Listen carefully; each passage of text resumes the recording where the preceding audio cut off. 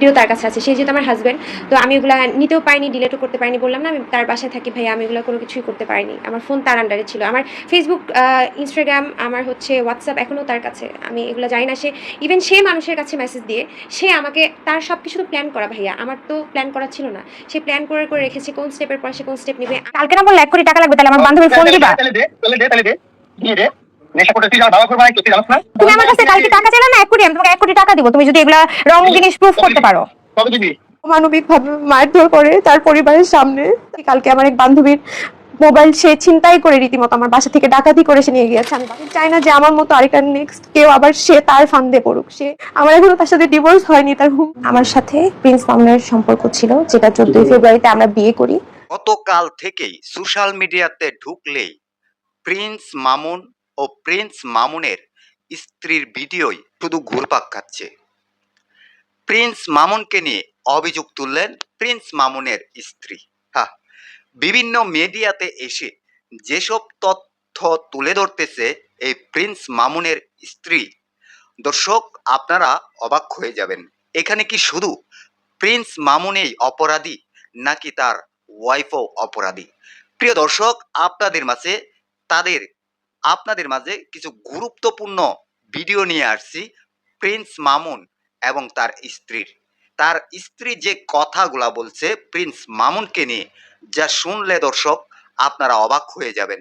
Prince Mamun একজন মাদকে আসক্ত, Prince Mamun একজন নেশাখোর, প্রিন্স মামুন একজন খারাপ মানুষ।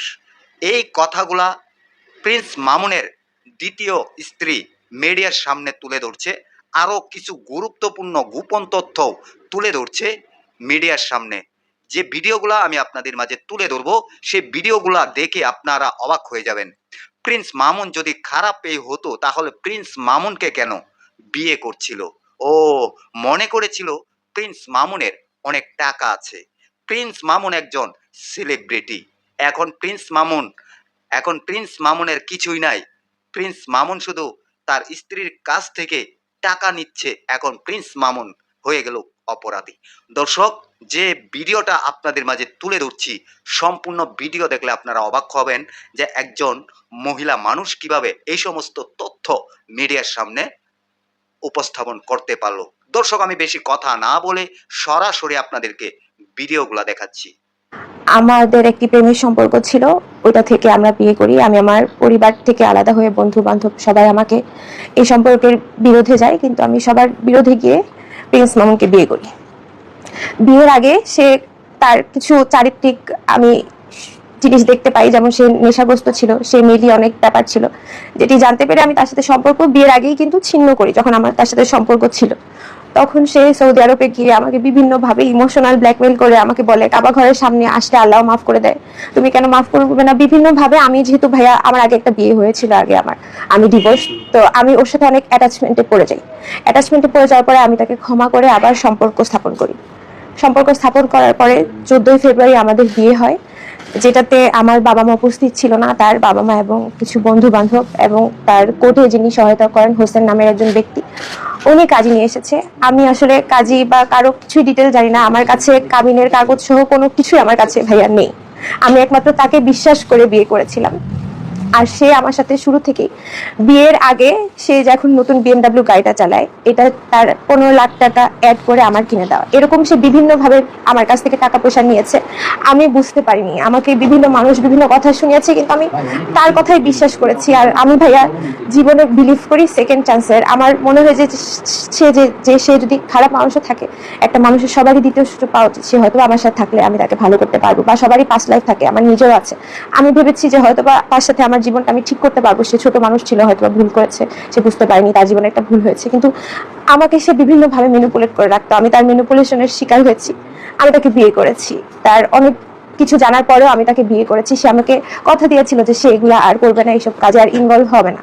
সে অনেক নেশাগ্রস্ত। সে যখন আপনারা দেখবেন যখন সে সৌদিতে গেছে, তখনও সে তার শরীর স্বাস্থ্য কোনো কিছু আগের মতো নাই। সে এখন মানুষকে সিম্প্যাথি নেয় যে আমার সাথে ঝগড়া করে, আমার সাথে ইয়ে করে তার শরীর স্বাস্থ্য, সে এখন নেশাগ্রস্ত হয়েছে। কিন্তু সে সৌদিতে যাওয়ার আগ মুহূর্তেই সে বিভিন্নভাবে নেশা করতো। আমি এটা জানতে পেরে বিভিন্ন মেয়ে সংক্রান্ত কাহিনী ছিল, আমি ওগুলো জানতে পেরে তার সাথে সম্পর্ক শেষ করে দিয়েছিলাম। যাই হোক, সবার উঠে গিয়ে আমি যখন তাকে বিয়ে করি, বিয়ের 4 দিনের মাথায় সে আমাকে ফিজিক্যাল অ্যাসল্ট করে ভাইয়া। আমাকে সে 4 দিন থেকেই অমানবিকভাবে মারধর করে, তার পরিবারের সামনে। তার পরিবার তাকে বাধা দিতে আসলে সে তাদেরকেও মারধর করে। তারাও আমাকে সবাই কোনোভাবে আমাকে ফিরাইতে পারতো না। তার বাসায় যখন মানুষ আসতো, তারা সবাই সাক্ষী, সবাই দেখেছে। তার বন্ধু বান্ধব, হেলাল, নিশাদ ভাই, সাইমন, রাহি, বিভিন্ন মানুষ আমাকে বিভিন্নভাবে আমাকে ফেরানোর চেষ্টা করতো। তারই এক বন্ধু সাইমন আর রাহি, তার বন্ধুর ওয়াইফের বাসায় আমি যখন অনেক সময় মায়ের খেয়ে সহ্য না করতে পারতাম, আমি ওদের বাসায় চলে যেতাম। মামুন আবার ওখান থেকে আমাকে ইমোশনাল বলতো আমি সুইসাইড করবো, ব্ল্যাকমেল করে করে আমাকে নিয়ে আসতো ভাইয়া। এখন পর্যন্ত সে সুইসাইডাল ব্ল্যাকমেল করে। সে একটা এডিক্টেড মানুষ, আমি জানি না সে কি করবে, সে কিভাবে আমাকে, তার কোনো ঠিক ঠিকানা নাই। আমার বাসায় কোনো সেফটি নাই। এখন আমি বাসায় আছি, কালকে আমার এক বান্ধবীর মোবাইল সে ছিনতাই করে রীতিমতো আমার বাসা থেকে ডাকাতি করে সে নিয়ে গিয়েছে। আমি বাসায় ছিলাম না। আমার এক খালাতো বোন আর তার একটা ছোট বাচ্চা আর একটা কাজের মেয়েকে বাসায় রেখে আমি আমার বান্ধবীকে নিয়ে নিচে গেছি। আমার মা গেছে ময়মনসিং, আমার হোম টাউন ময়মনসিং। ওখানে আমার মা আমার বাবাকে আনতে গেছে। আমার বাবা হসপিটালে এখনো। আমার বাবাকে আনতে গেছে জাস্ট 2 দিনের জন্য। আমি জানি না সে সামহাও খবর পেয়েছে, সে এই বাসায় লোকেট করেছে। সে এখানে ঢুকে আমার বান্ধবীর ফোন নিয়ে টাকা পয়সা নিয়ে সে চলে গেছে। আমার তাতে কোনো দুঃখ নেই ভাইয়া, সে আমার কাছ থেকে এমনি অনেক টাকা পয়সা খেয়েছে। আমি জাস্ট এখন নিজে সেভ হতে চাই, আমি বাঁচতে চাই। আর আমি চাই না যে আমার মতো আরেকটা নেক্সট কেউ আবার সে তার ফান্দে পড়ুক। সে, তার কোনো ইনকাম সোর্স নেই, আপনারা জিজ্ঞেস করেন তার কিন্তু কোনো ইনকাম সোর্স নেই। সে চলে কিভাবে? সে এইভাবে মানুষকে পটায়, প্রতারণা করে, মানুষকে টাইম দেয়, ব্ল্যাকমেল করে, এক এক মানুষ করে ধরে, এভাবে সে চলে।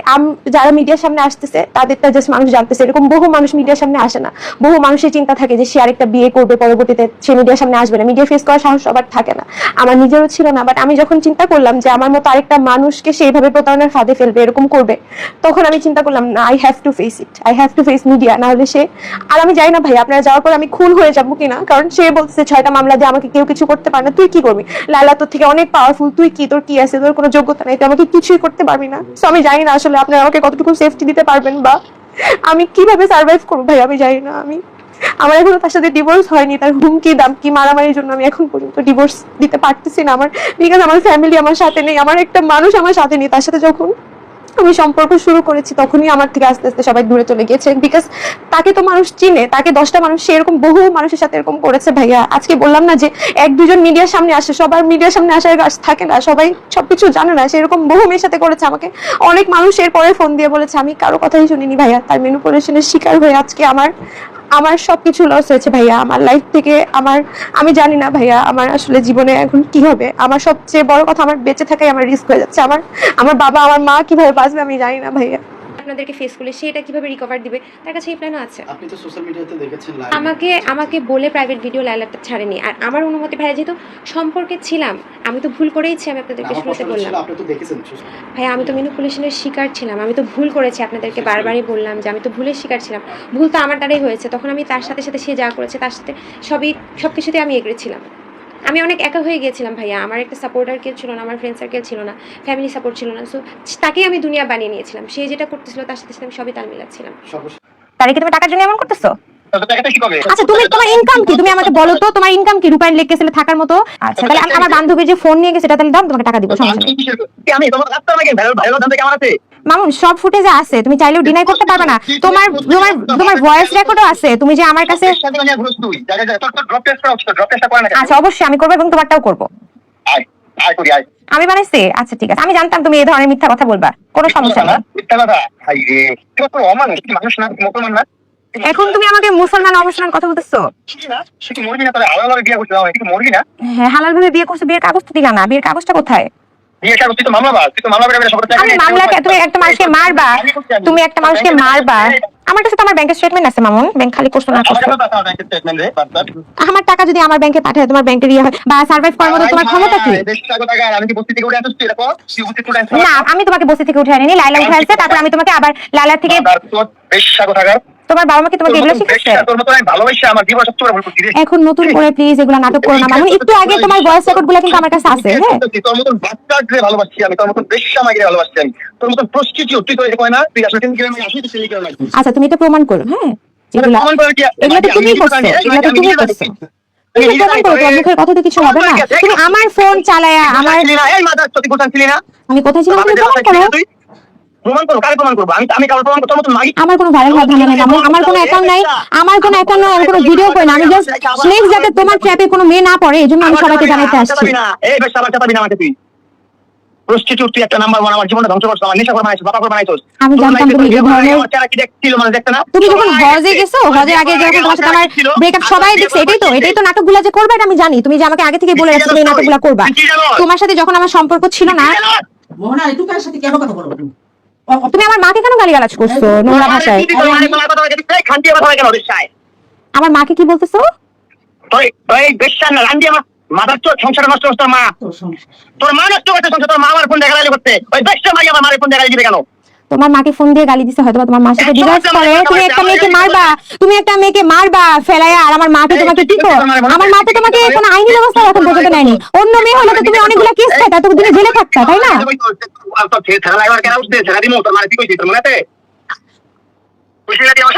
আমার ফোনটা রেখে দাও, আমি তোমার সাথে কথা বলতে চাচ্ছি না। হ্যাঁ, তোমার আসল চেহারাটা তো সবাইকে বলা দরকার ছিল, তাই না? তুমি তো আরেকটা মেয়ের সাথে সেম জিনিসটাই করবা। তুমি আমার এক্স হাজবেন্ডের কাছে গিয়ে জিজ্ঞেস করো।